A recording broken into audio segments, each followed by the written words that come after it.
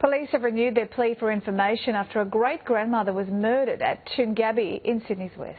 75-year-old Helen Dawson-Key was shot dead on her doorstep last week, and police want any witnesses to come forward to help solve her murder. I just hope that she didn't suffer and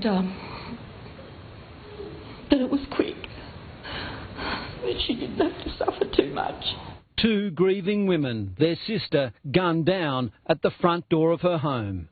Helen Dawson-Key's family simply have no idea why she was murdered. I just think, why? Why could something like this happen to anyone like her? 75-year-old Mrs Dawson-Key was shot in the head at her Toongabbie home 8 days ago. It appears she may have answered the door and was shot through the fly screen. At this point, detectives are still trying to establish why this great-grandmother was killed in the way she was, and we are at a loss. One line Homicide Squad investigators are looking at is that perhaps Mrs Dawson-Key was not the intended target and that her killer or killers may have shot her by mistake. I can't think of any other reason, really. I just can't, you know. Because nobody have any reason to do it. A keen lawn bowler, Mrs Dawson-Key's body was found by a fellow bowler. At her local club today, shock and dismay.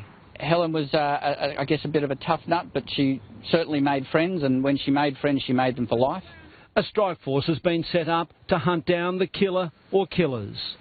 This great-grandmother had no known links to crime and no known enemies. It's just all unanswered questions, and you just keep saying why and who, and it's just not right.